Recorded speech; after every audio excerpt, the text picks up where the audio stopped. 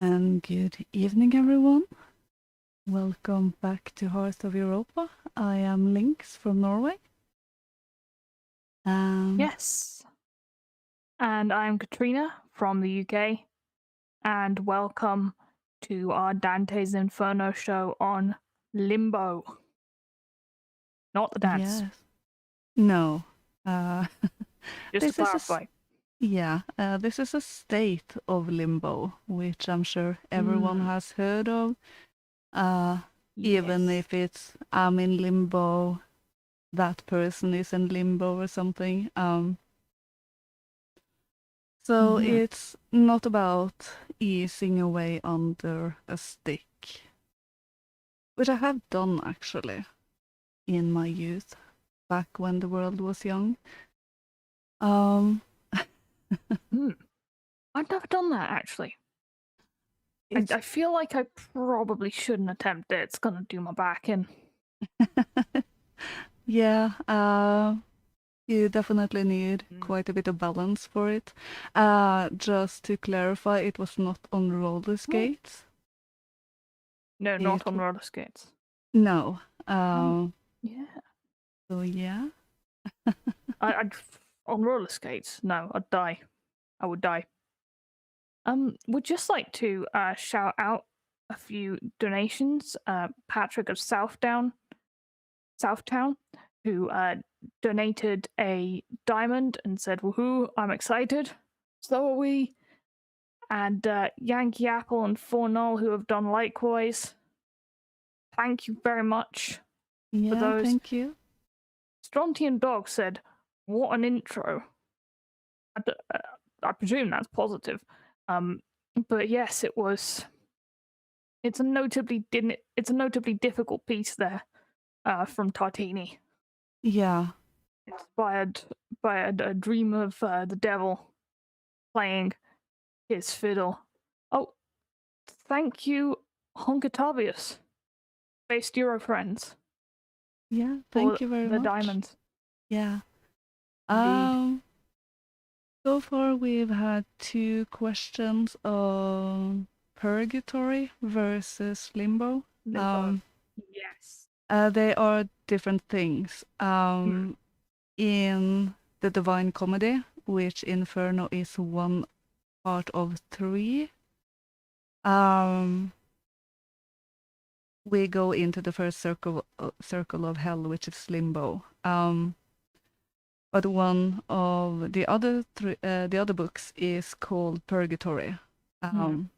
So it's 2 very different things. We will not cover Purgatory, at least for now. Yeah. One book at a time, I would say. I can say to you some things about the key differences really between purgatory and limbo. Because purgatory is in the Christian sort of theology more of a process, and limbo doctrine was introduced by the philosopher Augustine about what happened to unbaptized children. So they're often confused to be the same thing, but there is no official place known as limbo. Purgatory is a process rather than a place where the soul is prepared for heaven. I mean, the medieval theologians of Western Europe suggested that the underworld was divided into 4 distinct parts: hell of the damned, limbo of the fathers or the patriarchs, and limbo of the infants were 2 parts of limbo. And then there's purgatory and there's heaven. So that is sort of introduced because, there was Augustine who claimed that children not baptized are consigned to hell, and that continued for 800 years until Thomas Aquinas claimed that limbo of children is the state natural for unbaptized children and they're not suffering. So, yeah, that's where that's come from. Yeah. That whole confusion. Yeah. Thank you to Dummy for the diamond. That is very kind of you, and good to see you as always. So yes, this episode is dedicated to the first circle, which is covered in Canto 4. And it's basically Dante fanboying, I would say. The amount of name drops he does is almost overwhelming. So, if we were to cover every person mentioned, we would probably go for at least 5 hours. So, Hours, yeah. Yeah. It would be the never-ending stream almost. So we will try to keep it a bit shorter than that. And keep it a bit more of what might be the connecting points with the people he's mentioned, and why he thinks they are in limbo.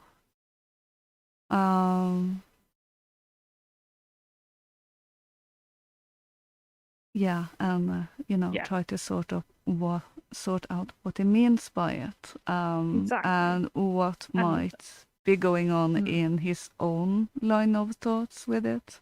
Yes, and some striking similarities really between limbo and other afterlives described in ancient European canon. Yeah. We will get into that, yeah.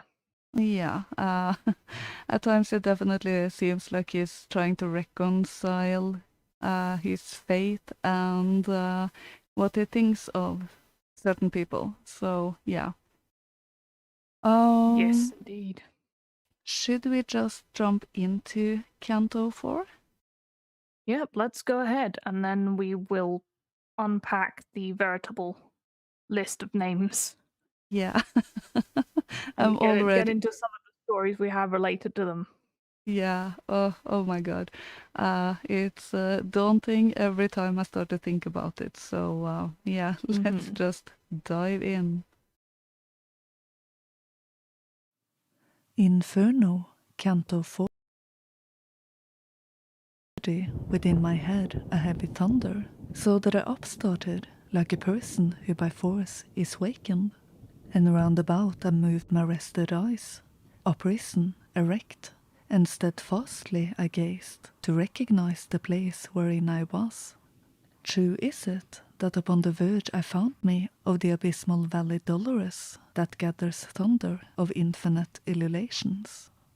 Obscure, profound it was, and nebulous, so that by fixing on its depths my sight, nothing whatever I discerned therein. Let us descend now into the blind world, began the poet, pallid utterly. I will be first, and thou shalt second be. And I, who of his colour was aware, said, How shall I come, if thou art afraid, who'd want to be a comfort to my fears? And he to me, The anguish of the people who are below here in my face depicts, that pity for which terror thou hast taken. Let us go on, for the long way impels us. Thus he went in, and thus he made me enter the foremost circle that surrounds the abyss. There, as it seemed to me from listening, were lamentations none, but only sighs that tremble made the everlasting air.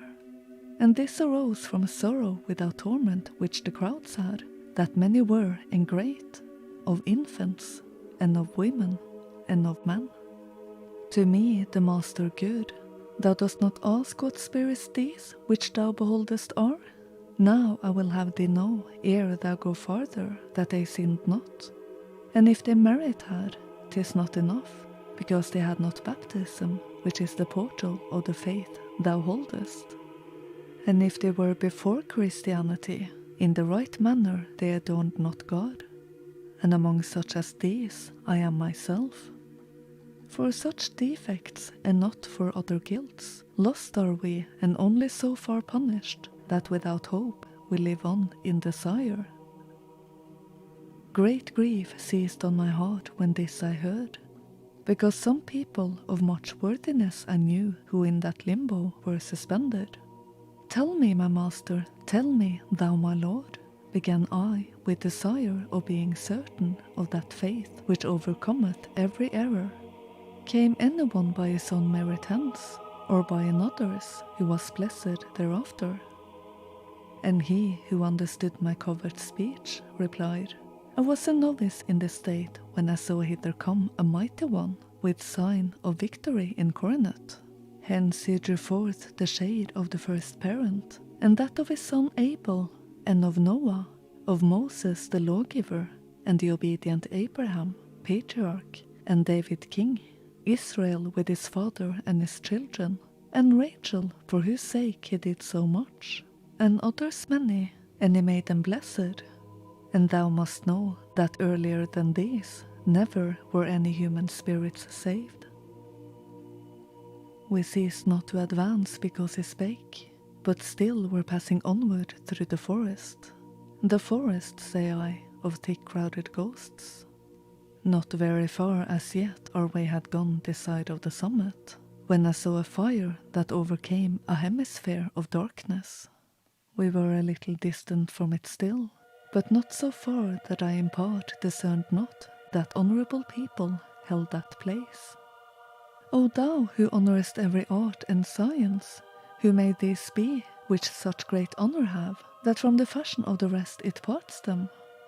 And he to me, the honourable name that sounds of them above there in thy life, wins grace in heaven that so advances them.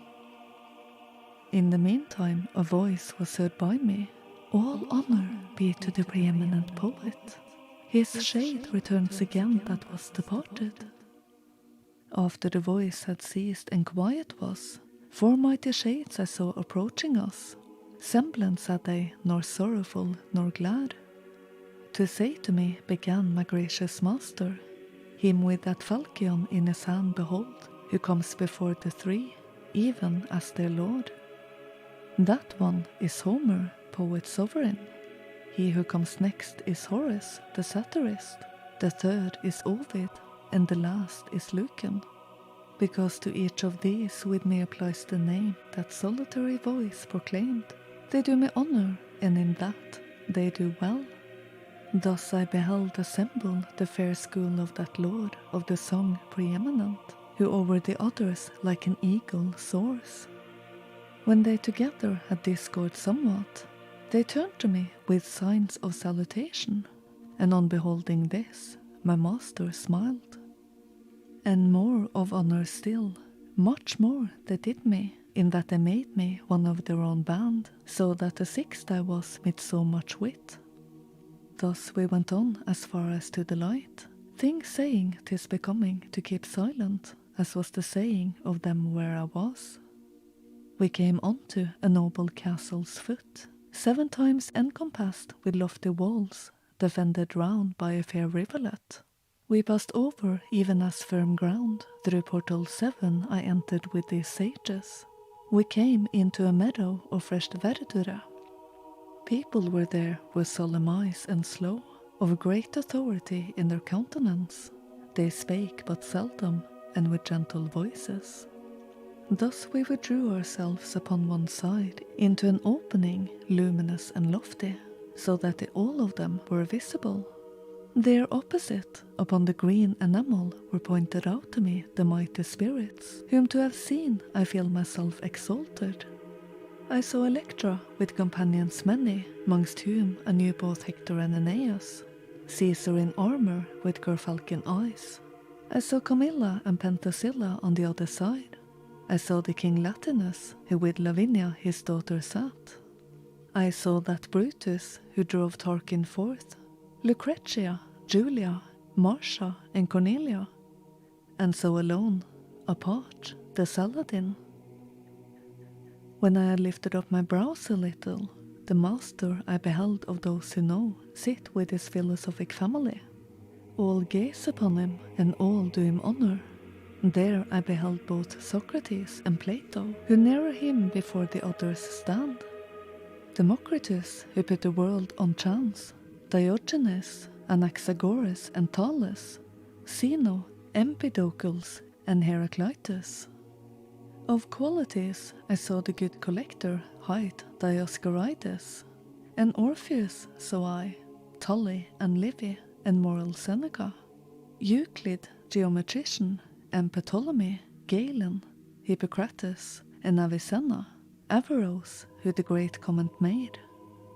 I cannot all of them portray in full, because so drives me onward the long theme, that many times the words come short of fact. The sixfold company in 2 divides, another way my sapient guide conducts me forth from the quiet to the air that trembles, and to a place I come where nothing shines.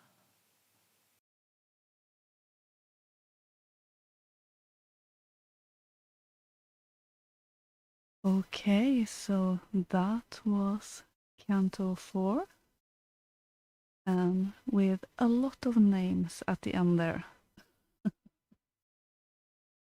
Absolutely. A whole ton of names that Yeah. Dante deems to have ended up in the least worst place in hell. In fact, it's actually quite nice given the location. Yeah, from other circles of hell, I would definitely say this is preferable, even if you don't make into the castle. Definitely does seem so. Yeah, and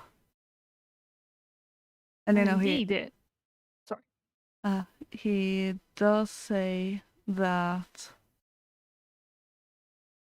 there weren't cries or moans or anything like that. It was sighs, but not anything that came from direct torture. And as Virgil tells him, those who reside there, they they aren't there because of any fault of their own. Mm. It's simply because they weren't baptized for whatever reason. Yes. And it definitely seems to mark them into two groups of infants. It was very important for Christians to have their babies baptized as soon as possible. Yeah, and Back when, we've dealt with myths about legends about that before, about fairies stealing unbaptized babies and stuff like that. yeah, in Scandinavia there was, I don't remember the name of the creature, but it was said that babies who were left out in the woods to die, obviously they were unwanted children for whatever reason, and obviously because of that they weren't baptized. They would haunt the place and usually be as big as Mm-hmm. houses and wanting to crush the living humans in their torment of not being baptized and not being buried Whoa. in Christian ground, basically. Yeah. Scary. Indeed. So that was one of the fears quite a few had about entering the woods at night. Mm-hmm. In particular of those who were a bit more superstitious. So Absolutely. it wasn't all the good people or trolls or Yeah. a hulder or anything like that. The other group he places in Limbo are people who, for whatever reason, um, didn't know about Christianity, um, either before the line of Adam and everything came to be, or if Christianity hadn't yet entered their world. There are a few exceptions to that, but I will come back to that later because that is a bit farther down the list. Yes. One thing I'd like to mention when he goes into Virgil, that is, when he tells of the vision he got, of the first parent, of his son Abel, of Noah, of Moses the lawgiver, and the obedient Abraham, patriarch, and David, king. So here is the phrase I want to clarify. He then goes on, Israel with his father and his children. I stumbled a bit on that because I had no idea who Israel was. I'm not the best versed in Christianity, I will be the first to tell. But that is Jacob. He was the son of Isaac and Rebecca. I have misplaced my notes. Yes. Here they are. And he was also the grandson of Abraham, Sarah, and Bethel. Bethel was Rebecca's father and nephew of Abraham. The reason he is called Israel was because he tricked his father, Isaac, to give him the inheritance instead of his elder brother. Then he fled because obviously his brother was very angry at that. So he went to his uncle, who lived quite a far bit away, and fell in love with Rachel, who was his uncle's daughter. And he proposed, asking for his hand, and agreed to work for her father for 7 years before they married.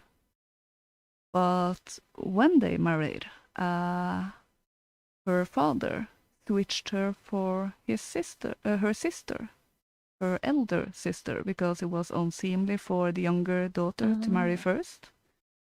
And obviously, Jacob was a bit mad about that. As you would be, not getting the bride that you expect on Yeah, your wedding day. and in particular after working for 7 years to get to that point and then being cheated, it's not very nice. So her father ended up saying that he could marry Rachel as well. um, in return for Yeah. working for him for another 7 years. But the week took place a week later or something, so he didn't wait 7 new years before actually marrying Rachel, who he really loved. But obviously this created somewhat of a bad relationship between them all. Her elder sister felt actually hated. So yeah, maybe not the best thing to marry two sisters, in particular when No. you really just want one of them. Gonna Just intensify the rivalry. yeah, just a friendly tip to the guys. I mean, we've gotten rid of the whole double marriage kind of problem. Yeah, I hear that's very illegal. Actually, among the Germanics, it was never condoned either. no, They were one of the tribes pre-Christianity who never had multiple wives, except in very exceptional cases of yeah, kingship and alliances. yeah. That was basically the only exception to that rule. Both men and women were expected to be faithful to their spouse. Now, after those second 7 years, so 14 years in total, Jacob had a dream that he interpreted that it was time to go home.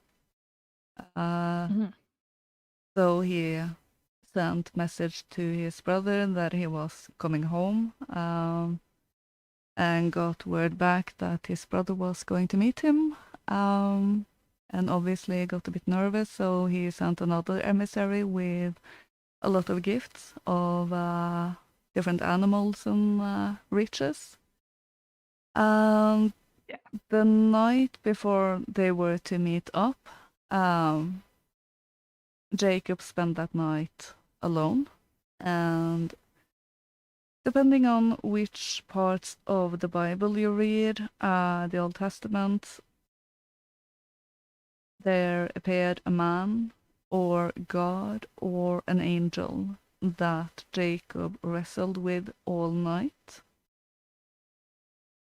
And when he didn't relent, when morning came, the entity, gave him his due for that, but smote him on the leg, and he had a limp for the rest of their lives. So that's why Jews don't eat a certain part of the animal, of the hind leg, with the tendon that connects the thigh bone to the pelvis. So And they don't eat leg. they eat the leg, but they don't eat the tendon. They stay away from that area. They've got a lot of funny requirements. Yeah, for sure. definitely. And Jacob demanded the angel to recognize his fight and his strength and perseverance. And the angel did, and he was given the name Israel, which has a very convoluted meaning. But that's where Israel and his children came from. And he had 12 children altogether, or 12 sons, from both of his wives and 2 of their handmaids. It's a bit convoluted why he ended up with the housemaids as well. They wanted to give them to him to bear children. But yes, I don't really understand the reasoning behind it, to be honest. It's very far away from my way of thinking. Yeah, it's very alien as well to your sort of Indo-European way of thinking, because you wouldn't really count a child born to your handmaid as belonging to you. I've never heard of that.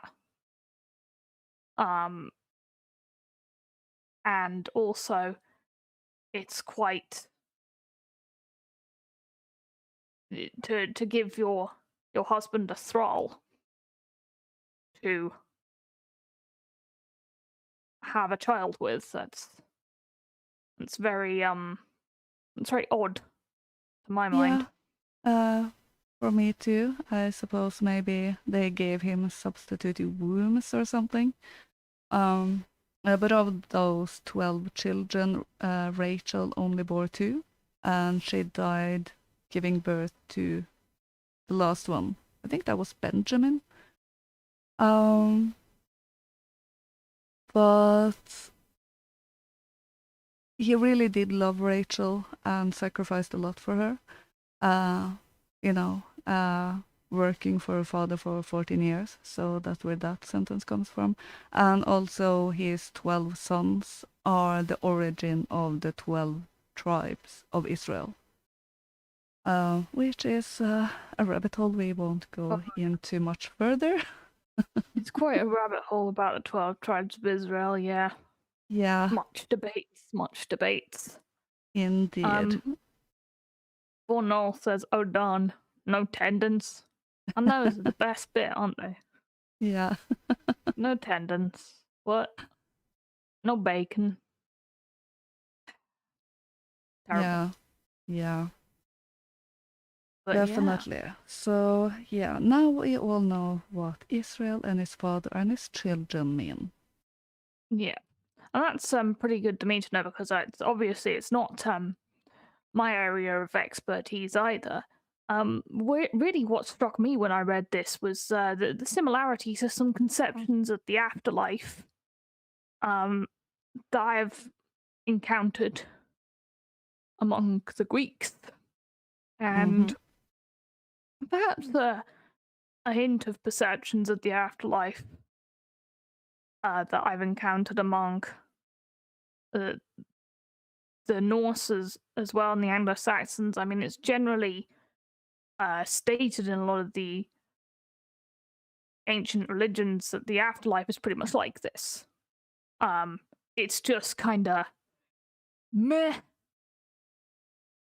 You know, that's the only word that can really describe it.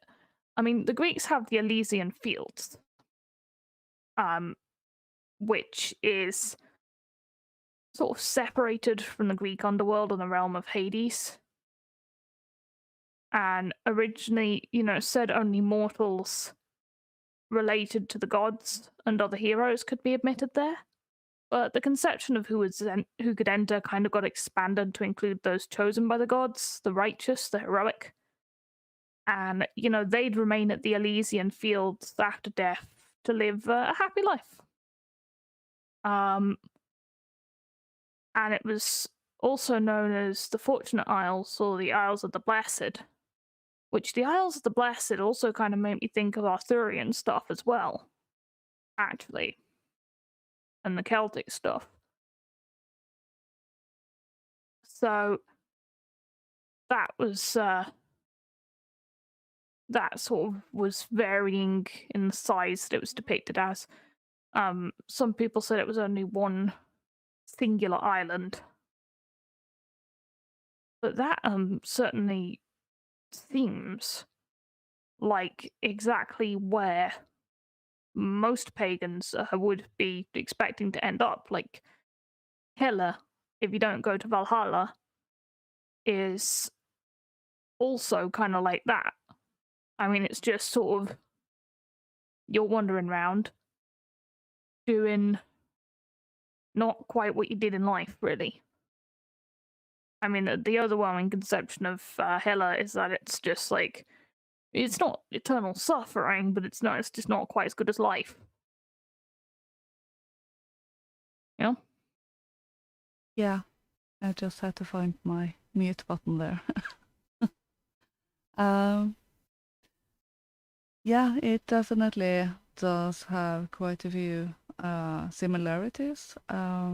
I was actually a bit intrigued by the castle. You had 7 walls around it, considering 7 in Christianity is the number for God and heaven.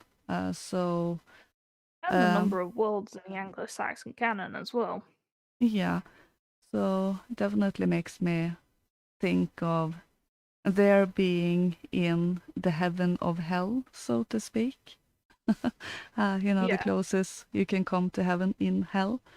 So exactly. And they certainly have got a castle which sounds very splendid. And I mean, the Pindar's Odes actually described the reward rating for those living a righteous life. By his religion of Zeus and the Greek gods.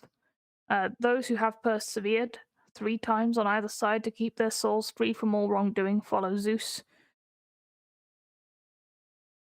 road to the end, to the Tower of Kronos, where ocean breezes blow around the island of the blessed, and flowers of gold are blazing, some from splendid trees on land, while water nurtures others. With those wreaths and garlands of flowers they entwine their hands, according to the righteous counsels of Rhadamanthus, whom the great father, the husband of Rhea, whose throne is above all others, keeps close beside him as his partner. So basically, he says they go to live with Zeus in a castle. Basically, yeah. Mm-hmm. Which, yeah, I suppose it's something to point out, as I think it was the video from On Tyranny that the philosophers have really ended up very much where they expect to be. Like Socrates, for example, has gained his ideal afterlife. He speculated that he would be in a comfy place discussing philosophy with people, and that's where he is. Yeah, and not only that, but discussing philosophy with all of the great philosophers. It really doesn't sound. Yeah, it really doesn't sound that bad. Just another point of clarification: verdure or verdura. I'm not really good at Italian, but that is Italian for vegetables. So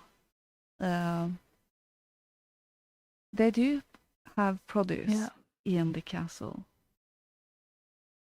And so I agree is saying, what about Folkvanger? And yeah, that is Freya's halls. She chooses half the slain on the battlefield. And she would take those heroic people to Folkvanger. And I suppose it's a part of Valhalla, really. It's just her halls. Perhaps she selects people for slightly different reasons than what Odin does. I would definitely say that it's sort of equivalent to Valhalla, but of course a separate hall. So maybe not quite the same, but with the same honor. Still within the walls of Asgard. Yeah, just serving when you're a different deity. When you're conceiving of it even as a physical place. Yeah. metaphorically. Maybe it's a different realm. It's a different state of being with souls of a slightly different character. Yeah. Because I don't imagine Valhalla as a physical place, Um, very literally. that is one of the hardest questions when it comes to stuff like that. You really can't know this side of the veil, so it could be, but it might not be. So Yeah. It may or may not be. We just don't know. we have to wait and see, and then we can't Wait and report see. back. What's up there? Who's right? Who wins? None of Yeah. us really have a clue. No. Well, that's the point. You just got to believe these things. You just got to unironically believe things. Yeah. I agree. Comment that quote. I heard it was to tend to the souls in order to recycle them in Midgard. No idea where I heard it. Well, I was actually gonna sort of move on to that in that. Well, you see, when you've got this hell here, you've got no second chance, no escaping it. And that is not something that your previous pre-Christian indigenous European religions believed. Because I know in my tradition, the souls that are in Hela are also down there with Balder, who is going to be coming back to begin the next cycle of the world. But of course, the evil being that is down there, Nidhogg, also comes back too. So chaos remains, and the cycle begins again. And those souls that are in Hela do actually come back in the next world. And as far as I know, the souls that fight in Valhalla have been training in Valhalla for Ragnarok. They die the second death, and they ascend. So who knows where they go? Some would say they become one with the universe after that conflict. I understand that everyone else who wasn't evil and fighting on the side of Loki, who seemed to descend, get subsumed, become chaos. I am of the understanding that people come back to a new Midgard, in which a golden age happens and everything goes round again. I have heard from the capital T traditionalist, plural. Maybe in particular Ebola, thought that... Yes, the only one. He is the capital T traditionalist. Yeah. As far as I understand it, he didn't think everyone would reincarnate. You had to earn that. Mm. You had to earn a second chance or more than one chance. And if you didn't achieve that, then you would basically exist in an afterlife, and over time you would just dissipate and become one with the afterlife. So everything that was you, that distinguishes you from something else, that would disappear. And that would mainly be from people who maybe had somewhat of a weak sense of self in the first place. But it wasn't an automatic view that everyone would reincarnate no matter what. You had to earn it, basically. Personally, I think it's a bit hard to say.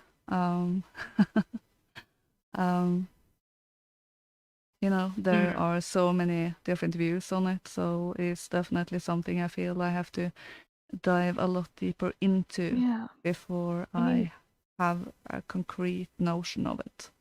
from what I understand of what Evola says, it's about being disciplined enough in life to have enough grip on your mind and your personality and know yourself, your true self, that you can choose when you get to the afterlife not to freak out and to go back to the world, via a door to the world. Yeah, that you have to at least try to make progress with yourself during the lifetime. Not just walk through life unconsciously, but knowing yourself, trying to improve Mm. yourself as much as Yeah. possible, and all of that. So, um, keyword being work on your life. Yeah, indeed. Yeah. So yeah, we're sort of I'm sort of reminded of, as well as the Orphic mystery cults, um, who also believed in reincarnation as well. Um, that's another similarity to this thing of Evola's. But well, let's get back to Dante really, because Dante is definitely wrestling here with what he thinks is fair and what is doctrine, or what is dogma, I think it seems Oh to me. yeah. Oh, definitely. Uh, he was a very well-read person. And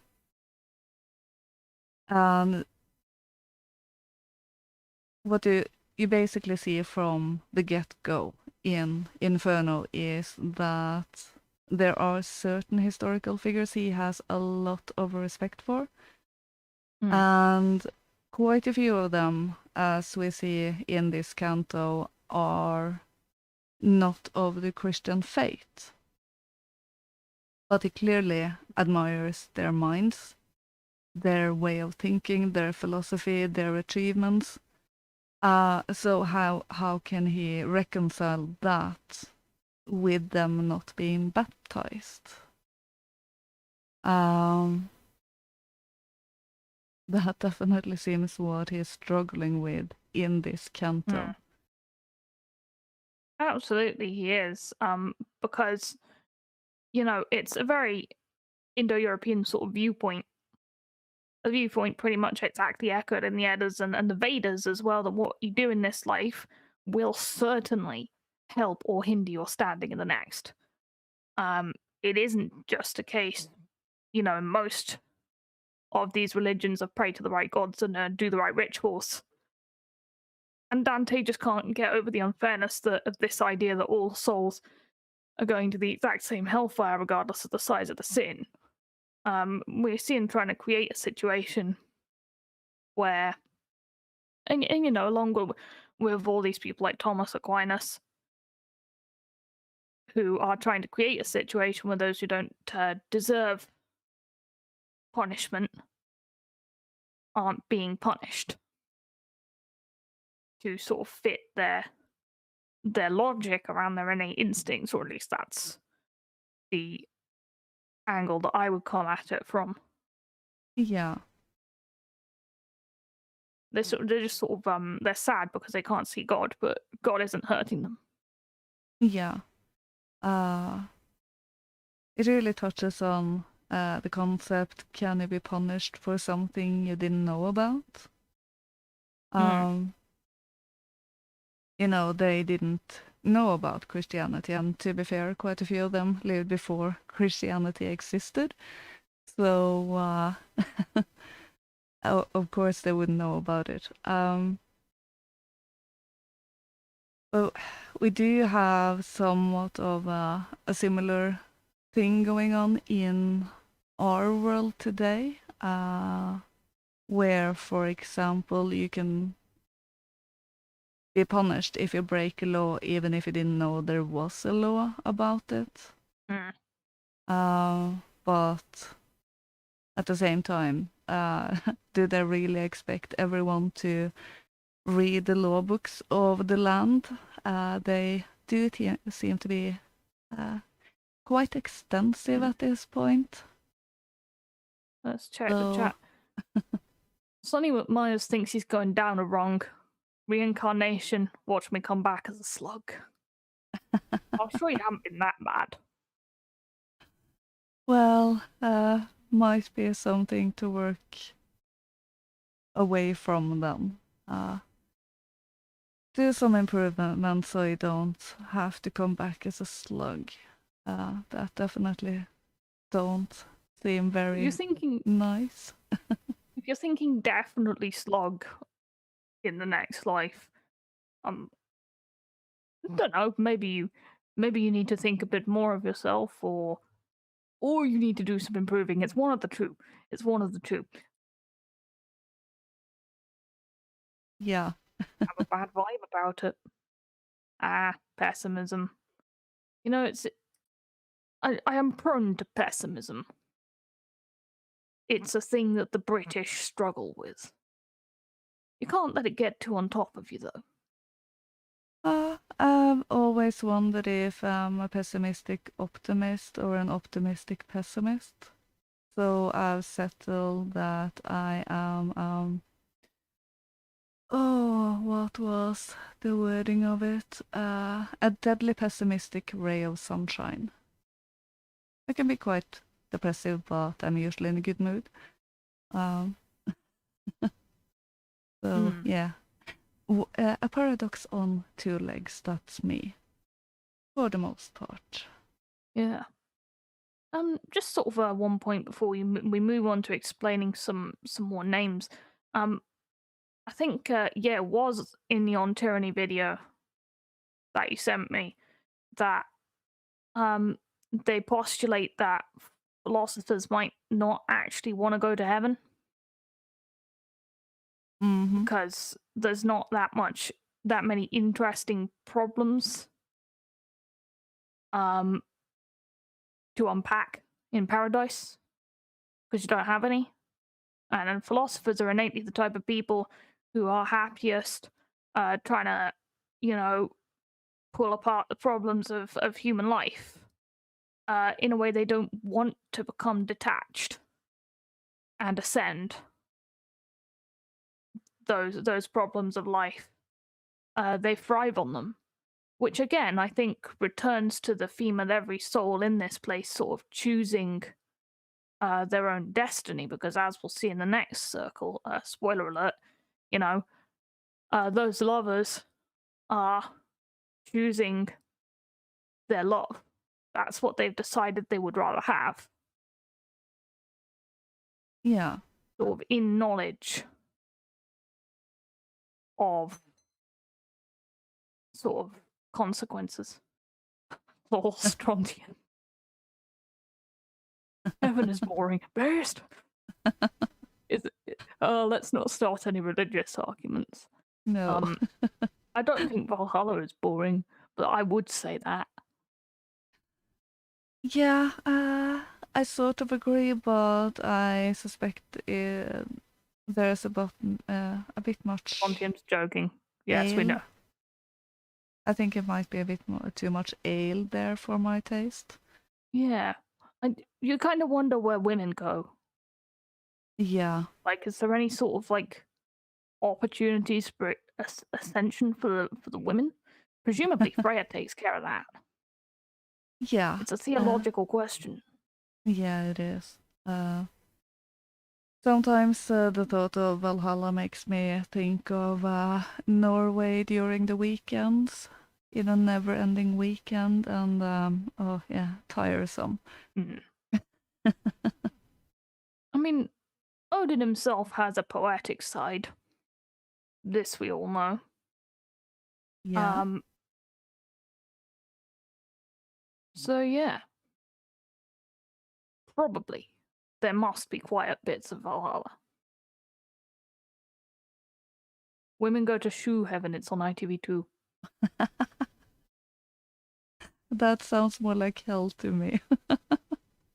Unless Mhm. I can have a cobbler making the shoes for me as I direct him or her to do, then it might not be too bad. I agree. Doesn't understand the concept of too much ale. And the paradox says they have to believe in their deepest heart that they deserve to go, which they won't do if they don't know about it. But maybe the soul has innate knowledge of the Maybe. afterlife because that is that other region that is not of the world. It is from whence it came. Yeah.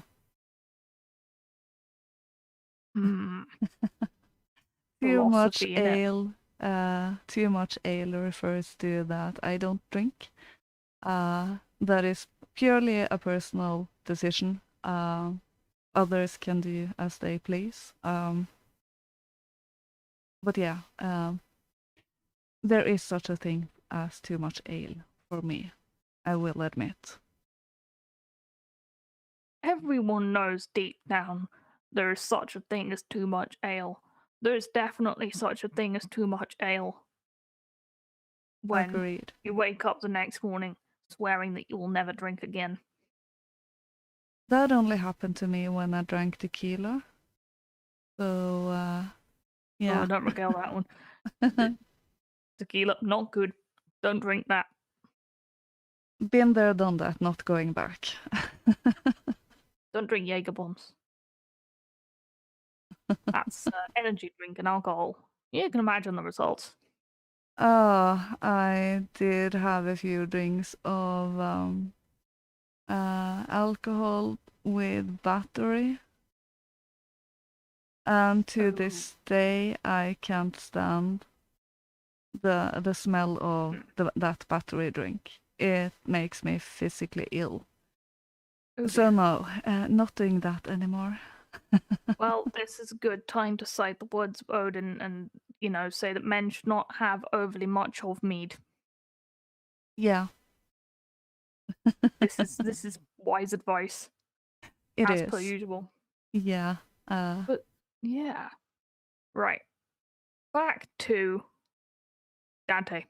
yeah, without ale or mead Mhm. or Um booze. yeah. So he clearly has a ranking of his top 3 poets or writers. And I wonder if looking at the 3 of them could really try and help us unpack what he values. But it's pretty confusing because they're pretty different people. Homer, of course, is the one he considers the best. And as we all know, the reputed author of the Iliad, the Odyssey, epic poems that are basically the foundational works of what we know about ancient Greek literature. And he's regarded as, frankly, one of the greatest and most influential writers of all time. Some scholars actually consider that the 2 works were written by different authors. It's generally accepted that they were both composed at some point around the late 8th or early 7th century BC. So maybe that's just modern people being incredulous about the workload of doing the 2 of those, because they wouldn't do it if one's being cynical about that judgment. Yeah, but things said about Homer that he was blind, that he was born in Chios, and that he was the son of the river Meles and a nymph named Croesus. He was a wandering bard, and he died either in Los or after failing to solve a riddle set by fishermen. Yup. I don't know Those what sort of bets he those got himself into. those fishermen and their nets. What can you say? Probably threw him off the side of a boat. Yeah, Don't upset fishermen. nope. But yeah. he there was there was a account, people say fictional, account of a poetry contest at Chalkis with both Homer and Hesiod. Homer was expected to win and answered all of Hesiod's questions and puzzles with ease. And then each of the poets was invited to recite the best passage from their work. Hesiod selected the beginnings of works and days, um, which is mostly about domestic sort of matters. Homer chose a description of Greek warriors in formation facing a foe taken from the Iliad. Though the crowd acclaimed Homer the victor, the judge awarded Hesiod the prize. The poet, who praised husbandry, he said, was greater than the one who told tales of battle and slaughter. Which is certainly what the Alcidamus, who was writing this about this fictional context, thought. But Dante clearly doesn't agree. Hesiod doesn't even get a look in here. So Homer's the chief poet, and apparently Dante enjoyed the Iliad. Which, being part of the way through reading it, I can tell you Homer is very, very inventive in the myriad ways that he describes a whole bunch of random soldiers getting butchered, eviscerated, Yeah. crushed, pushed off wagons, sometimes Re- speared to a time like a shish kebab. yeah. I'm reading that as well. And yes, I do get the sound effects in my mind. I Yep. read it as I would do for an audiobook.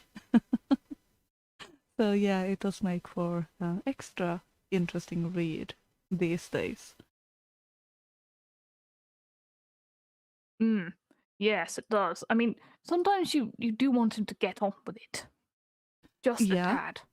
Yeah. Like, I don't really care how all of these random people died. He got stabbed directly through the bladder, did he? Okay. Didn't need to know. No. Move on with the plot, Homer. Yeah, he can be a bit wordy at times, but all in all, it's really good. It's basically just yeah. finding time to sit down and read. Apparently, Dante didn't read Homer, because he didn't read any Greek. But thanks to the Latin tradition, really valued him highly. Homer's is clearly a paragon of poetic achievement for him, because he is the chief of all poets. And so I guess that points me to the conclusion that Dante very much values this heroism, this spirit of recording the great chronicles of a nation or a civilization that Homer set himself to. And that is something that Dante thinks makes him, almost the most virtuous of virtuous pagans. Yeah, I also think it's due to his very clear admiration of the history of, in particular, Rome, and their purported origin from Troy. He keeps mentioning the Trojans, Aeneas, who was said to be one of the founders of Rome and everything. So I do think it's also due to that. He was the chronicler of the foundation of that story. So obviously it would be quite big for him. Yes. Absolutely.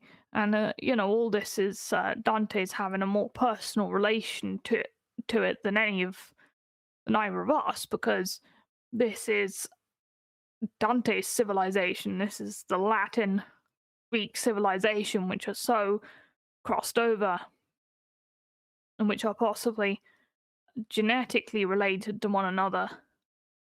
If you believe the stories about the founding of Rome coming from the Greeks. Yeah, and also in a time period where a lot of the old Greeks were rediscovered. So I suppose it was a bit of a flurry around it all. Mhm. So yeah, sort of rediscovering your own history, I suppose. Absolutely. I mean, the next one he's got is, of course, Horace. And he is a Latin poet and satirist under the Emperor Augustus. And he's very often writing in his odes and epistles of love, friendship, philosophy, poetry.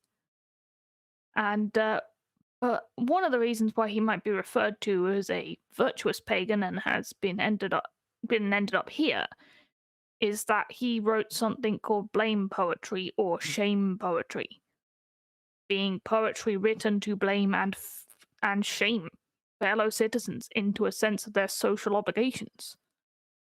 Each poem normally has like a stereotype, archetype of person that Horace decides to shame or teach a lesson to. Um, so goodness only knows what sort of poems he'd write today.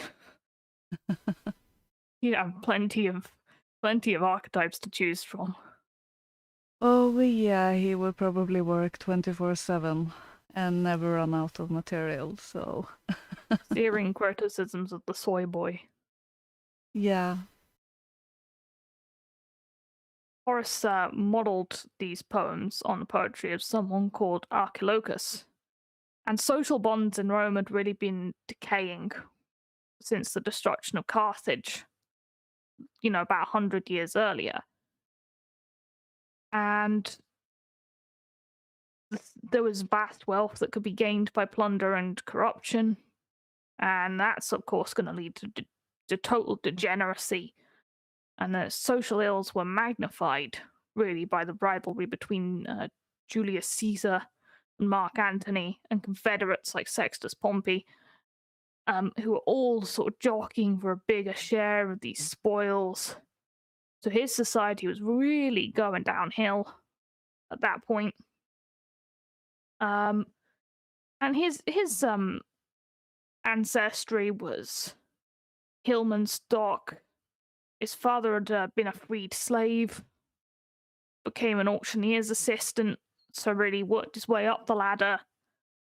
Owned a small property, sent his son for the best education in Rome, and that's sort of where he's then going to Athens and attending lectures after Julius Caesar's murder in 44 BC. He's there in around 46 BC, and he gets in with Brutus and Cassius. He joins Brutus's army and fights on behalf of them. And then he's that's quite interesting as well, because Caesar is obviously in Limbo Castle, and Horace was on the opposing side to him. Got to be a bit awkward. But yeah, he sort of then ends up switching sides to that of Caesar's successor, and he gets introduced by Virgil, actually, to Gaius Maecenas, who is Octavian, Caesar's successor's right-hand man. And these people like his poems, and Horace gets accepted in these circles, and he thinks, this process is an honorable one. It's been based on merit of his poems and mutual respect, and he develops actually a true friendship with Macinus. And there's no reason to believe that relationship wasn't genuinely friendly. And so he continues to write satires. And they adhere to Octavian's attempts to deal with contemporary challenges of restoring traditional morality. So he writes stuff defending small landowners from large estates, combating debt and usury, and encouraging what he calls novi homines, new men, to take their place next to the traditional republican aristocracy. So the satires often exalt the self-created new man, who's the creator of his own fortune and does not owe it to noble lineage. Because it seems like Horace really viewed that as all corrupted. Is And this where we're that's supposed to scream about communism or something? possibly, but like the deconstruction of traditional elites is not very Evolian, is it? No, it's not, but it's certainly then not again, anything new. When they've lost their worthiness, even Evola says, when a king has stopped having the mandate of heaven, then, he is fit to be deposed. So when your elite class have lost their elite nobleness, which it seems like they have at this time. Oh, yeah. And you have, some corruption, some degeneracy to sort out. And Horace is adhering to the Emperor Octavian, or Augustus, as he comes to be known. As far as I know, those two are the same person. Yeah, he took the name Augustus when he became emperor. Yeah, when they do that, that's confusing because they go from being one person to being another person. You're like, wait, is that the same person? Yeah, it's the same with the popes. Yep. But yeah, he comes up with these sort of moderating principles. Does Horace, the metriotes, the just mean, and the autarkia, the wise man's self-sufficiency. And these are moderations on his Epicurean philosophy of basically just being happy, but he comes up with these principles of moderation to reconcile this with traditional morality. Yeah. Quite practical, I guess, Horace. Yeah, quite a few of them seems to be a bit practical.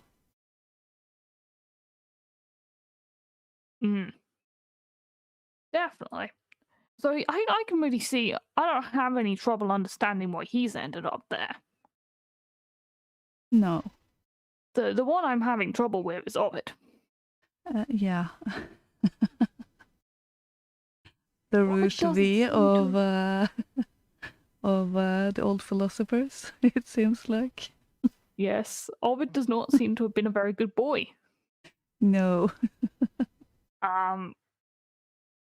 Ovid did enjoy enormous popularity during his lifetime, but the Emperor Augustus banished him to a remote province on the Black Sea, where he remained until his death. So yeah, they really didn't get on at a point. Augustus, of course, being Octavian. And it seems like he might have put him in there for similar reasons to Homer. Ovid being, of course, best known for the Metamorphoses, a 15-book continuous mythological narrative written in the meter of epic. Yeah. But he's also known for a bit of a naughty book, the Ars Amatoria. Yeah. Now, during the period of Augustus' rule, the Julian marriage laws were introduced, which promoted monogamous marriage to increase the population birth rate in Rome. Probably a good idea. no distractions, no affairs. Couple only has each other. More babies. And Ovid's writing in the Ars Amatoria concerned the serious crime of adultery. He might have been banished for that, which definitely would be subversive to the moral legislation of the emperor. But in view of the long time that actually elapsed between the publication of this work, which was in 1 BC, and the exile in 880, a lot of authors don't quite buy that, and Augustus used the poem as mere justification to something more personal, which, given the contents of the poem, you wonder what that might be, really. Yeah, well, it was sort of a difficult time in Rome, I would say. A bit of chaos going on. There was also at least one rebellion against Augustus. And I do believe he actually exiled his own daughter as well. His only child, due to her immodest behavior or something. We don't actually quite know why he did it. It's a bit of a mystery, but she was very well liked by the people. But apparently her father felt that she was very difficult to deal with. So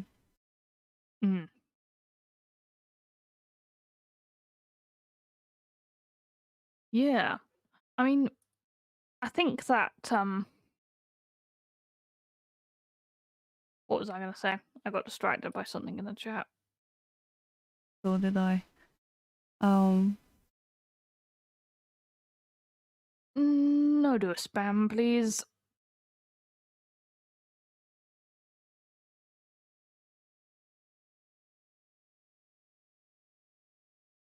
Yeah. So. I mean, we quite often give opportunities to our friends to promote their work here, but those are our friends. Yeah, it is. It's an advantage to be known to the channel and do that before you start promoting yourself. So yes, yeah, it's a little bit rude. But yeah, back to Ovid. He did regret whatever mistake he made that got him banished, because he claims that his crime was worse than murder and more harmful than poetry. Got him banished, but that could just be him hyping himself up. It is possible, to be sure. Or feeling overly guilty about something. We don't really know. But yeah, certainly you can see why the Ars Amatoria upset people, because it did contain advice on how to seduce women, keep a lover, and also hide affairs. And then he's advising women to read elegiac poetry about love, and sleep with people of different ages, and flirt. So that's not great in terms of the sexual morality of Rome. No. But I suppose maybe the regret he expresses about doing this.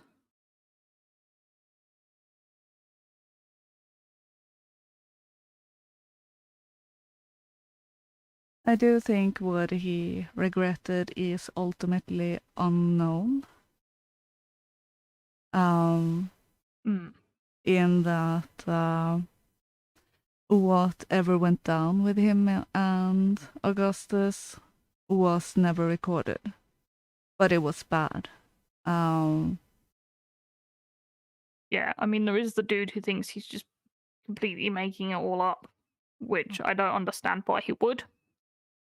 I don't think No. that's a very tenable theory. No. Ovid wasn't banished, he just made it all up. It was just an alternate universe containing himself. He's not a fan fiction writer. No, he obviously didn't. Well, universities these days is a strange place, so a lot of Yeah. quite crazy ideas actually gets airtime, so yeah. Sometimes you can get an idea fixed in your head and not being able to get it out again, so yeah. Indeed. But yeah, Ovid, maybe a dubious choice. But possibly regretful enough of his sins and a great enough of a man to end up in Limbo Castle. Yeah. And then there's Lucan, who's really the least known of these people. Virgil's, sort of the fourth. He's regarded as quite extraordinary for his epic Pharsalia. Yep, that's how you pronounce that. And his youth and speed of composition really set him apart from all of these other old guys. He found success under Nero and got what was called a quaestorship in advance of the legal age. That was the lowest ranking magistrate in ancient Rome, whose traditional sort of responsibility was for the treasury. But yeah, Nero and Lucan then had a feud. According to Tacitus, Nero became jealous of Lucan and forbade him to publish his poems. And according to Suetonius, Nero disrupted a public meeting by Lucan by leaving and calling a meeting of the Senate, and Lucan responded by writing insulting poems about Nero. But Lucan certainly wrote insulting poems about Nero that's backed up. Works by the grammarian Vaca and the poet Statius do support the claim. Because Statius' ode to Lucan mentions that Lucan described how the unspeakable flames of the criminal tyrant roamed the heights of Remus. And the latter books of Pharsalia are anti-imperial and pro-republic. So, yeah, Lucan joined the 65 AD conspiracy against Nero. And then he was obliged to commit suicide by opening a vein. Yeah. Which is not... I felt a bit sick when I read that. Don't like veins at all. But he died reciting some poetry about a wounded soldier dying a similar kind of death. My problem was more that he implicated his mother in the rebellion. He did, yeah. Yeah. I don't know, maybe his mother didn't like his poetry or something. But there's Maybe basically there's no evidence that she was involved with it. So, and she basically wasn't investigated. So it seems to me like he had some mommy issues to deal with. I feel like that's basically the key people. That's all the people that Dante's mainly focusing on. Yeah. I think for sure. And we've got a couple of stories related to one person found in this stanza, and another person who we definitely know ended up in the Elysian fields. So yeah, these sort of ambiguous characters, I think, are what we're focusing on today. Yeah. So should we have a little story break? Yes. and have that introduce some of the other characters that we see. Mm. Yes, so one story which I thought fit with this episode was the myth of Cassandra, a person who very much had struggle, made some promises, broke others, and ended up being redeemed by the gods in death. Yeah. So let's hear her story. That was almost a tongue twister for me. But let's turn it over to Cassandra. The Curse of Cassandra. Our story begins in the ancient city of Troy. Cassandra was a princess born to King Priam and Queen Hecuba of Troy. All who beheld her declared her the most beautiful girl in all the city, if not the entire land. However, no man was ever to win Cassandra for his bride, as she had taken a solemn vow of chastity to serve as a priestess of Apollo, the god of archery, the sun, and prophetic truths. The god had been watching Cassandra, and was so taken by her grace and charms that he wished to have her. For she was beautiful and clever, with hair the colour of mahogany and misty grey eyes, tall and elegant. One night in the temple of Apollo, exhausted from practicing the rites, Cassandra fell asleep. As she slept there, the enamoured god came to her. The bright light which must have emanated from the sun deity himself must have been hard to bear. There the archer confessed his great desire for Cassandra as eloquently as only the god of poetry may. He promised her the power of prophecy, if only she would give him her favour. This she promised. And the snakes of Apollo came to her and licked her ears, and thereafter she could hear the far-off voices of the future. However, as the god then wished to make love to Cassandra, she became unsure. What of her vows? She decided she had no desire to lie with him, and told him as much. Her rejection sent Apollo into a fearsome rage. How dare she deny him? How dare she say no when he has given her such a rare gift? Struck by the sudden fury of a spurned lover, Apollo cursed the Princess Cassandra, that forevermore, even though she could tell the future, nobody would believe her prophecies. Thus, Cassandra's new gift became her curse. Her gift of prophecy quickly became her greatest source of pain, for the people of Troy labelled her a liar and a mad woman. She was often locked up in a pyramidal building on the citadel, on the orders of her father, King Priam. She was accompanied there by the wardress, who cared for her under orders to inform the king of all his daughter's prophetic utterances. Unable to warn the people of Troy of the doom she knew was coming, she tried in vain to prevent Paris leaving for Sparta. She cursed and spat at the wretched Helen when the accursed harlot came into the city. She cried, "Apollo, Apollo, God of all ways but only deaths to me. Once and again, O thou destroyer named, thou hast destroyed me, thou my love of old." Cassandra had instructed her twin brother Helenus in the art of prophecy. Like her, Helenus was always correct whenever he made his predictions, but he was believed. However, in this case, when he echoed her words, the curse's effect seemed to take hold of him too, and he was disbelieved also. Perhaps it was simply that Paris and the people of Troy had grown arrogant. Seeing the fate of her mother, her father, and so many leaders and people around her as well as her own, powerless to stop it, she went half mad.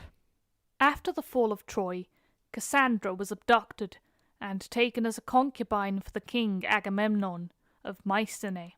So much for her vows that she had wished to protect. As she entered that splendid palace, Cassandra's heart sunk, for she recognized the scenes from one of her visions.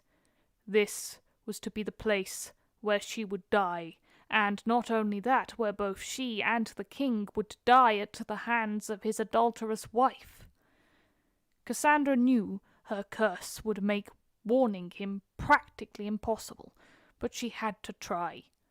So as soon as she could, she entered the king's chambers and flung herself at his feet, imploring him to listen.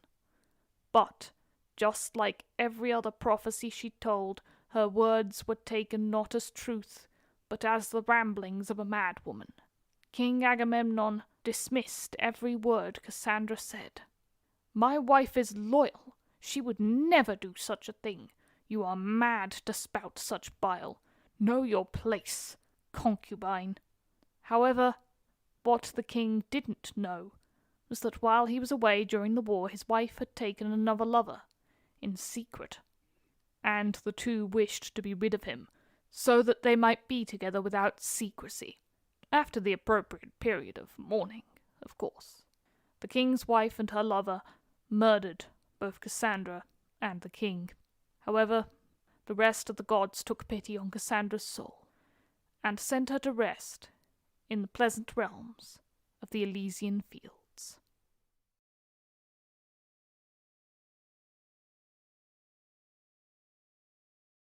So that was the tragic story of Cassandra.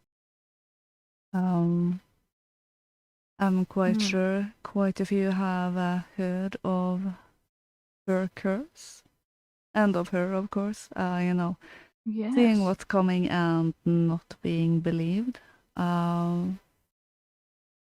You could say it's a good metaphor for today as well. Oh yeah, undoubtedly, it's been very relatable at a lot of points in history. I mean, the Cassandra metaphor or Cassandra syndrome complex phenomenon, relates to a person whose valid warnings or concerns are disbelieved by others. And I suppose those who have a Cassandra complex or syndrome are, convinced that they are prophesying the truth, regardless whether they are or not. Yeah, sometimes the looming doom is quite obvious, but not all the time. Sometimes people do get fixed ideas in their heads. So, and we do have the story of the boy who cried wolf. So, yes, true. True. You have to consider it, but maybe not just ignore it out of hand as well. So, try to find a balance there. Yeah. I mean, there was a lot of stuff, of course, with Cassandra relating to the archetype of the Cassandra woman who is, blurting out what she sees with maybe the unconscious hope that others might be able to make some sense of it. But, she can be envisioning something dark and painful that may not be apparent on the surface of things, or that objective facts don't actually corroborate. And they may envision, sort of negative or unexpected outcomes, or something which would be difficult to deal with. Or a truth which, authority figures wouldn't accept. And people were talking about how that comes into conflict with the Apollo archetype of rationality. Because, Apollo, intellect, reason, truth is all about what you can verify. Although he is stated as the god of prophecy, and he gives her, so the Apollo archetype gives the Cassandra person this ability to do this. So maybe it's just a different type of logic. Yeah, well, prophecies can be murky, they are really straightforward.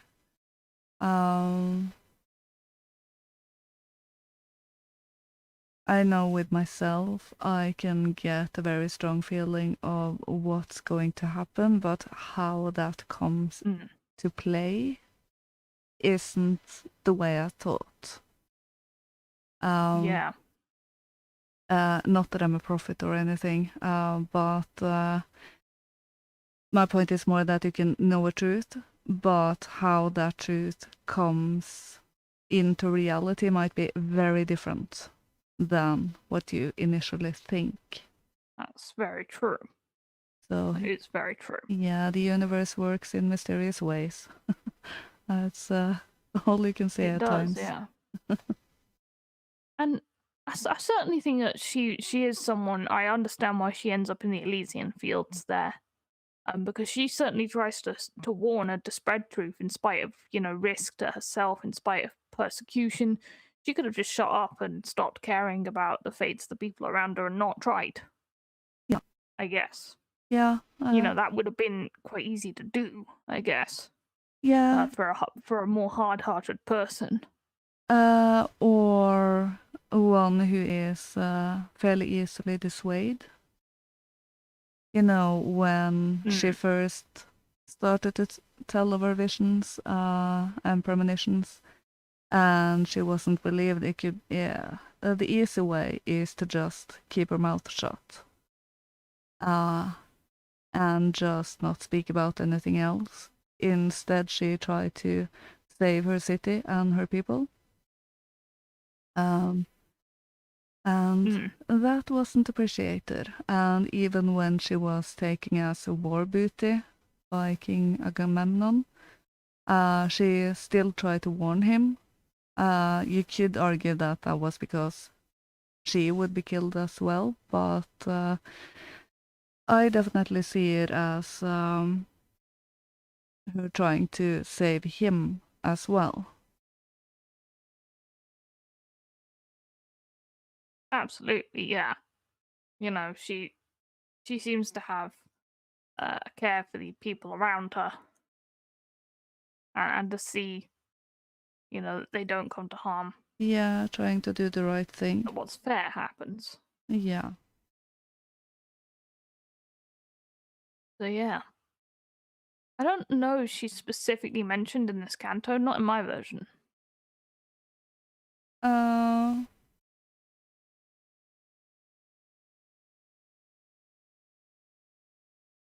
I'm just Possibly she's in. There's a lot of people in there. Yeah. No, I can't see her. But I mean, the next story definitely is a person who's mentioned in the canto. I'll be honest, when I first heard the name, it just made me think of Sisters of Mercy. Very good song by them, actually. Very good song. I was thinking of the daughter of Pope Alexander VI. But that was because Your associations are already more bigly brained than mine there. There were 2 series on the Borgia that aired some years ago, and I watched one of them about the Borgia family. They were quite huge in the 1500s. They managed to get 2 sons of the family as popes. And very influential. So that is why I associate that name with that family. Not a family whose example is particularly to follow. But I did scratch my mind why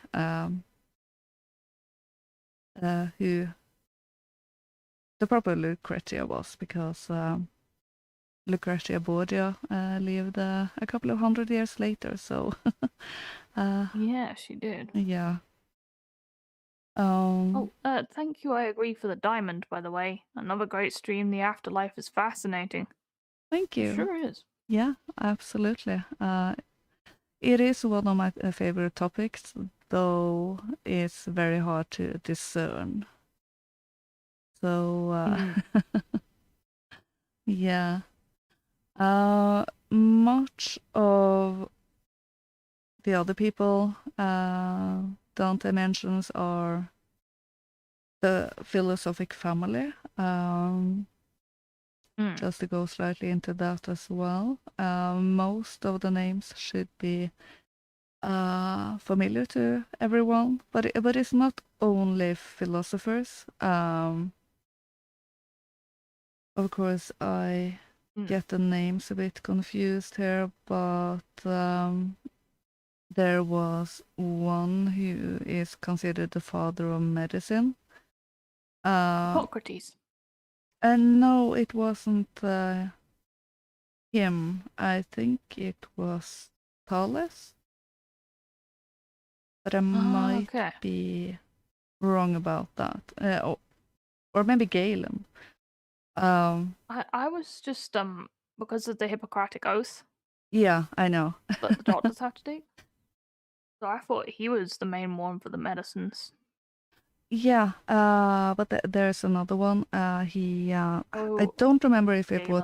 Probably. Yeah, he never went out of circulation. He made some books, which was in continuous use for centuries. Nice. And of course, there's Euclid, the geometrician, Ptolemy, and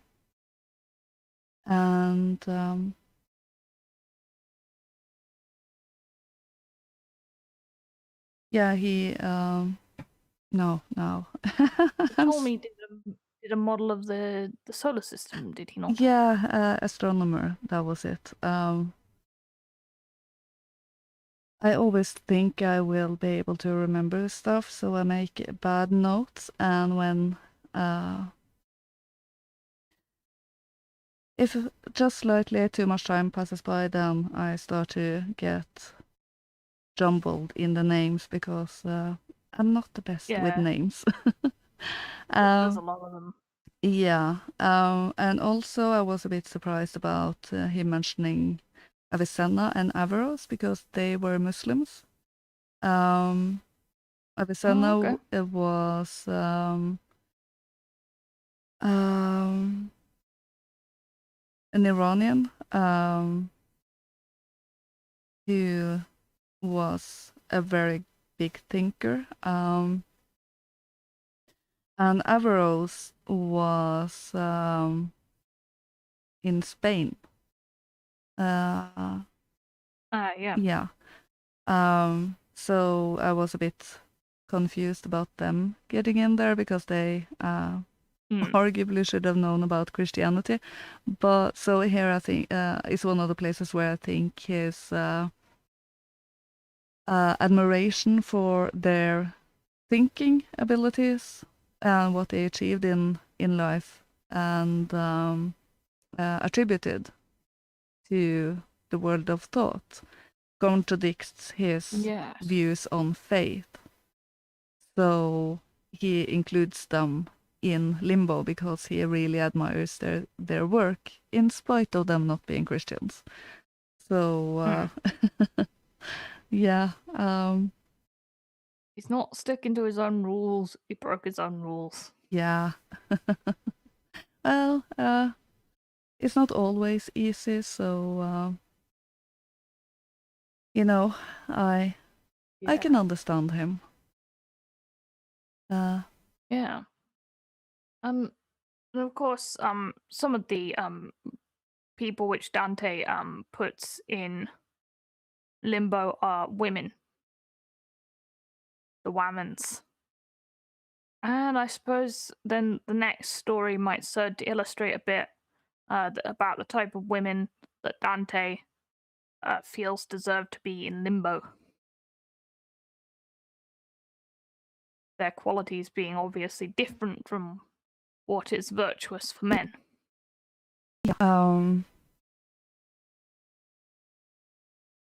It's a bit hard to research Dante's use of women in this because so much of it is from the feminist perspective, which takes the view that men back in the day were misogynistic bastards and had a negative view of women. Therefore, Dante had to do it as well. And it's a big mystery why he had women in there, basically. So Exactly. I won't claim to have any answers to that yet. That will require a way more deeper research than I have done this far, but maybe I will find it by the end of Inferno. I don't know. Perhaps. I mean, we can see what sort of women he considers virtuous, perhaps with Beatrice, although that seems to be because he really fancies her. Yeah, that was supposed to be the love of his life. So that is understandable. It wasn't easy for men either with arranged marriages. So they might No, have because to. they were just as much being arranged in Yeah, their marriage yeah, as the woman was, and people keep seeming to forget that the son, he couldn't marry anyone not approved of by his parents either. yeah. I think they think that because the men had an easier way to have mistresses, which was seen as way worse if women had it. But the women There bear are the evolutionary reasons for that. the women bear the children. Of course, the men want to know they are the father of the child. It's logical. It's not hateful for women, and that doesn't mean that the men necessarily enjoyed marrying the women they married. No. Doesn't mean that adultery at all times in history was totally accepted for men. In fact, I would argue that was probably more accepted when nations were degenerating. Yeah, Like, as we've repeatedly said, the Germanics certainly didn't put up with it. yeah. So there's definitely a lot of bias going on in the way of thought regarding that, and I definitely try to avoid doing that. White Rabbit Radio is hosting us. Thank you very much, Tim. Good to see you. Thank you, dude. So, yeah, should we hear the very sad tale of Lucrezia? Yes, we shall hear the very sad tale of Lucretia. Yeah, probably a not safe for work Or kind of a one. or children? Not children, definitely not. No. And that basically the title is the rape of Lucretia. Yeah, so yeah, the theme speaks for itself. So I hope that earbuds are in the ears and that the children are out of the room, because now we're playing Lucrezia's story.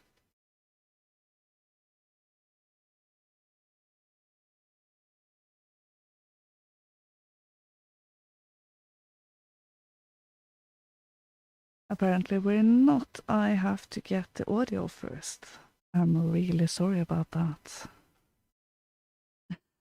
Just give me 1 minute and I'll have it. I almost made it through without a hiccup. Almost. Yeah, I mean, this one certainly presents moral conundrums for Christians in particular. I would say so. About the acceptability of certain actions. Yeah. That's maybe something we can get into afterwards. But there's two conflicting attitudes really towards what Lucretia does. at the end of the story. Yeah. I have the story ready now. I think things went a bit fast for me earlier today. The audio might be slightly elevated just at the start, but I will get that fixed as soon as I can. So let's hear the story. Inferno, Canto 4. Broke the deep lethargy within my head a heavy thunder, so that I upstarted like a person who by force is wakened. And then I managed to take the wrong one. I do apologize. There we go. Ready. The Rape of Lucretia. Sextus Tarquinius was the son of Lucius Tarquinius Superbus, the last king of Rome, who was engaged in the siege of Ardea at the time. One day, Sextus invited his friends for a supper and drinks at his house. Among his guests was Tarquinius Collatinus, one of his distant kinsmen. The men started talking about their lives and wives, and, fueled by wine, each of them praised his own wife excessively. Collatinus finally declared that no one was more worthy than his wife, Lucretia. As his friends scoffed, Collatinus invited them to ride their horses to his house and see for themselves what his wife was doing at home. The men agreed, and they all went on horseback to the city. They visited each of their houses and found every single one of their wives getting ready for a night out. Finally, they arrived at the house of Collatinus and saw Lucretia with her servants working on her spinning in the middle of her house. It was then that Sextus was said to have been seduced both by Lucretia's beauty and virtue. A few days later, Sextus returned to the house of Collatinus. Collatinus was, at this time, away at Ardea. Lucretia received him graciously and granted him the hospitality according to his status as the son of the king. Sextus waited until everyone else was asleep before taking up his sword and went to Lucretia's bedroom. Placing his sword against her, Sextus woke Lucretia with a low voice and declared his love for her. After begging, threatening, and exhausting every method of seducing Lucretia, who would rather die than submit to him, Sextus finally said, "When I have killed you, I will put you next to the body of a nude slave. Everyone will say that you were killed during a dishonorable act of adultery." With this final threat, Sextus succeeded. After he raped Lucretia, he left. The distraught Lucretia sent messengers to her husband and her father, Spurius Lucretius, prefect of Rome, asking them each to come at once and with a good friend, because a terrible thing had happened in her husband's house. Spurius Lucretius came with Publius Valerius, and Collatinus came with Lucius Junius Brutus. When she saw them, Lucretia began to cry. She told them of what had happened to her, and charged them to avenge her honor. After promising her that they would pursue Sextus, they tried to appease Lucretia's sorrow by saying that what had happened was not her fault. Lucretia said, "Not in time to come shall ever unchaste woman live through the example of Lucretia." Then, as the men looked at each other with despair and confusion, Lucretia took up a dagger and plunged it into her heart. She died amid the cries of her husband and father.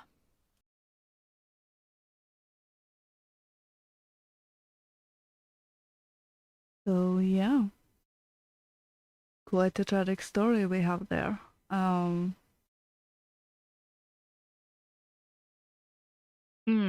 Very.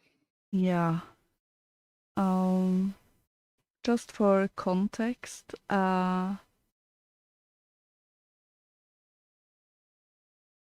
his father of the rapist, of course now I can't remember his name, he was the last king of Rome before there was a rebellion and the Republic was first established. Yeah. Basically overthrowing the Etruscan rule, you could say. Yeah. And so this story is to be believed that that monarchy has become very degenerate Yeah, by this point. yeah. But yeah, that is one of the people who is definitely mentioned in Dante's Limbo Castle. And I find it interesting that he puts her there because certainly, I'm not far from an expert on the theology of it, but um, Christians, Catholics especially, do have an issue with suicide. They Indeed, do they have an do. issue with that Yeah, because if you're God's creation, the logic goes, then you're not allowed to destroy yourself because God has a plan for you, and you can't destroy what God made, which was you, which is sound enough logic of its own. But that's very contrasting to this ancient Indo-European sort of attitude about suicide, which is that most of the time it is cowardice, it's a bad thing, you shouldn't do it. But there are times when it is virtuous uh, to have the courage to end your own life before falling to great dishonor at the hands of enemies. Especially, it seems, if one is a woman. So she has been seen and framed as virtuous here for ending her own life rather than be impure and bring dishonor. Because I suppose there is the argument that she caved to him out of her own pride there, not wanting to be found next to the slave. And she's gone, I shouldn't have even done that. And killed herself to excise that sort of final sin.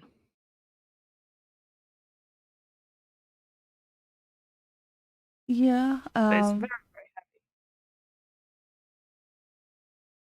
I mean, the traditional logic around suicide in Christianity, I think, is you go to hell for it.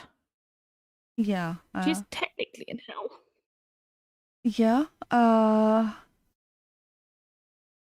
It might be a case where Dante's pity shows through, in that she was driven to it by a bad man, while she herself was very virtuous. So it could be argued that it is his own pity and feelings that is showing there. For what really is seen with a lot of the women we see in his work is that they are virtuous. The other women he mentions are, for the most part, remembered as very virtuous, good women. Yes. Doing what is expected of them, in also in a very moral sense. Devotion seems to be a theme. Yeah, absolutely. I mean, Julia, dies because she thinks her husband has been killed. Well, miscarries because she thinks her husband has been killed, and then dies in childbirth. Mm-hmm. Because her health suffered because of the awful fright she took. Marcia was possibly possibly refers to the wife of Cato, commanded by Cato to divorce him and remarry his friend Hortensius, which she does. She obeyed because, you know, that was her duty, and she loved Hortensius as well. And then Marcia wanted to come back to Cato, her original husband, and Cato allowed this, but without any marital relations. So she is someone who is obeyed as a wife. Mm-hmm. And then, to be fair, there were two candidates to Marcia actually, because there was another Marcia who had Christian sympathies and persuaded Commodus to adopt policy in favor of Christians. But she also did in her husband in quite a nasty way. Although, to be fair, that was after finding herself on a list of people to be bumped off. Because Commodus had decided he wanted to make an appearance with all the Roman people going from the gladiators' barracks. Marcia told him not to do that. And, she said that would bring disgrace on the Roman Empire. And then after they tried to dissuade him, he became so furious that he put their free names on a prescribed list of people to be executed in the morning, including prominent senators. And then, she takes the tablet on which the list is written, and she gangs up with her co-conspirators and has him killed with poison. Although that didn't exactly work straight off. He was vomiting a lot, so they just strangled him. Practical. Kill or be killed, I suppose. But she did help Christianity, which probably counts for something in Dante's view. Yeah, that might be the case. Cornelia also probably died in childbirth, if she was Caesar's first wife. Or could be the Cornelia from Plutarch. Good character, well read, skilled in geometry and philosophy. We can sort of see what types are ending up here. Yeah. If I remember correctly, she also declined a second marriage to the Pharaoh of Egypt, preferring to instead to raise the children from her first husband. Yeah. And then had the opportunity to study quite a bit, become well read. So you could also then say that she was faithful to her first husband. So it does seem like the women he chooses, for the most part, are good, virtuous women with a good morality. Yeah. And what was mentioned in the episode from Ancient Greece Revisited on Tyranny series, it was mentioned that all of the women that Dante includes in this, though they are in hell, he views them as redeemable. So, and they're not hopelessly lost. Though their stories can also be a lesson when you look into them in what not to do. Absolutely. And, Dante seems to prize great thinking and intelligence in the men and faithfulness in the women. Yeah. Overall, I'm seeing as a trend. And that's what seems to end them up in the least worst position. Yeah. In hell. Yeah. I'd just like to sort of, get on that sort of comment about arranged marriages in the chat. I mean, so What I got to say about that is that yes, and traditionally the family would have always had an input in who was married, and probably your parents and stuff would have been trying to matchmake you with the person that they thought was right for you, because they would have really known you very well, and you would have been probably living in the same village as them all your life. At the same time, there have been times, sort of more turbulent times, uh, more degenerate times when arranged marriages have been made purely out of greed Yeah, or or the family just being very adamant that this will be a good Mhm. husband for you or this will be a good wife for Yeah, you, and the result end up as really disastrous. yeah, But we have all and you been, do get stories about it. yeah, you do. But we've all been in the throes of those emotions when you fall in love with someone. You don't really think that logically all the time. Uh, it's No. quite easy to be carried away on it. And then it really is good to have input from someone who knows you well, preferably someone who knows them well also, Mm.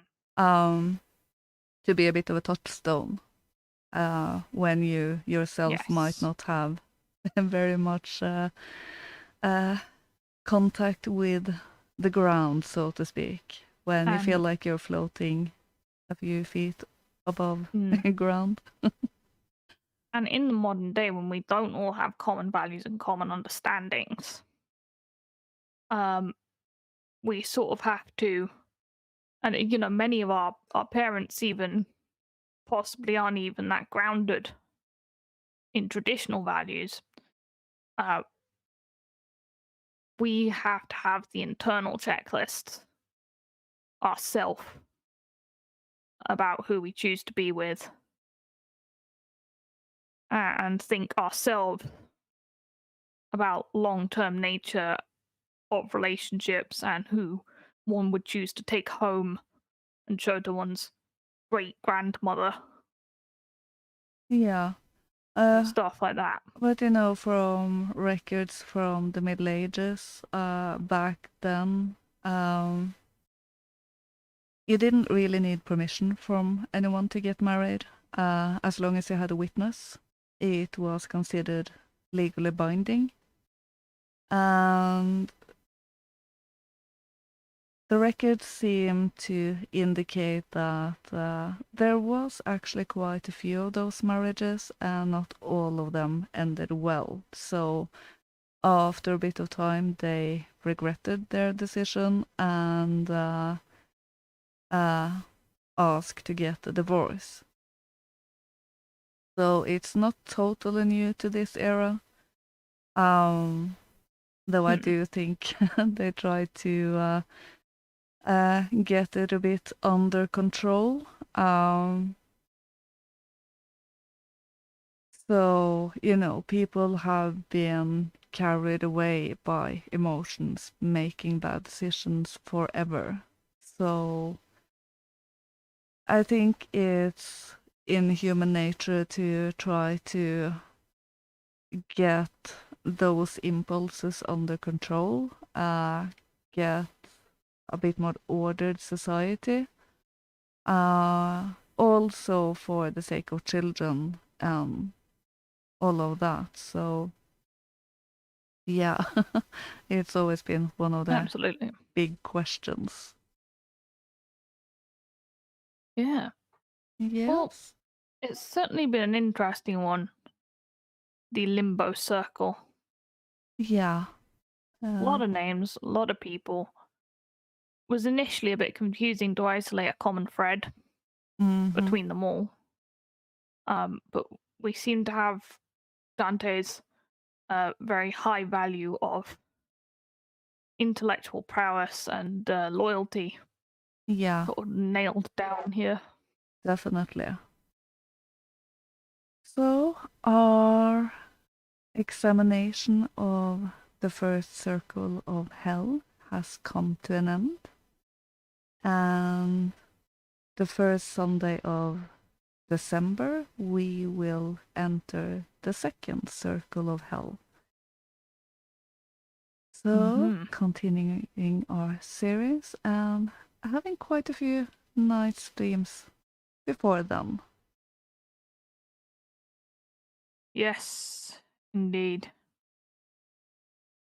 And the next circle of hell we are going into is Lost.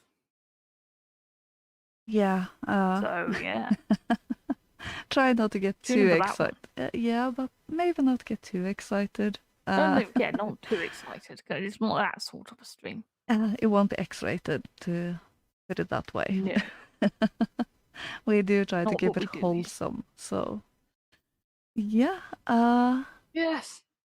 I hope everyone has a continued good Sunday evening and have a wonderful week, and see you next Sunday. Yep, see you all next Sunday. Have a good evening. Good night.